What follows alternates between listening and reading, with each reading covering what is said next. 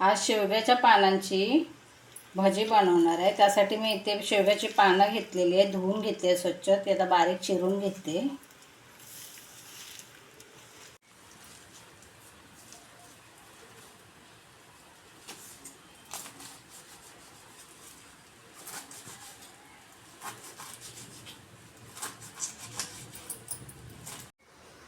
भाजी चिरून झालेली आहे, मी आता एका वाटीमध्ये काढते।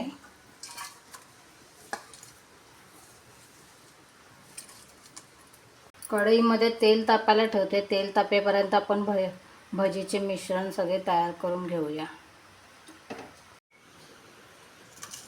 आता या भाजीमध्ये आपण सगळे साहित्य टाकायचे। 1 चमचा मी मीठ टाकते, 2 चमचे तांदळाचे पीठ टाकते, पाव चमचा हिंग टाकते, पाव चमचा हळद टाकते। इथे मी मिरचीचा ठेचा करून घेतलाय। त्याच्यामध्ये मी 4 हिरव्या मिरच्या, 4 लसूण पाकळ्या आणि 1 चमचा जिरा याचा ठेचा बनवून घेतलाय। तो आपण याच्यात मिक्स करूया। मिश्रण आपण एकजीव करून घेऊया। हाताने व्यवस्थित मिक्स करून घेऊया।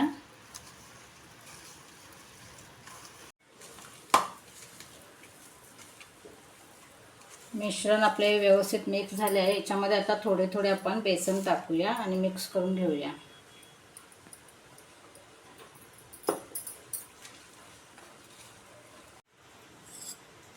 यामध्ये आपण थोडे पाणी मिक्स करूया।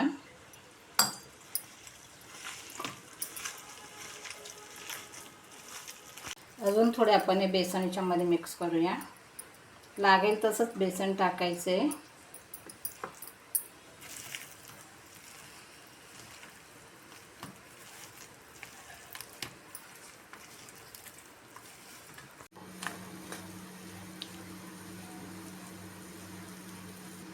भजीचे मिश्रण तयार आहे। तेलही गरम झालेले आहे। आपण आता भजी तळून घेऊया।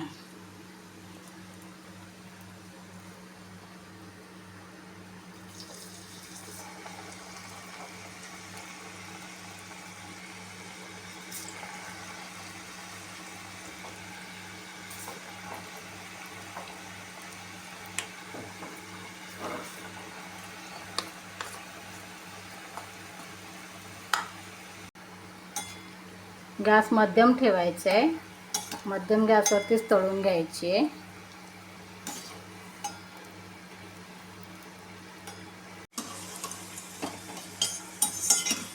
भजी तळून झालेली आहे। आता आपण काढून घेऊया।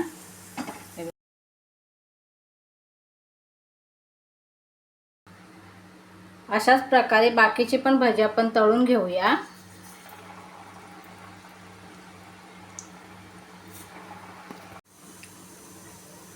अशा प्रकारे शेवग्याच्या पानांची भजी तयार आहे। नक्की करून बघा। भाजी न खाणाऱ्यांसाठी चांगला पर्याय आहे।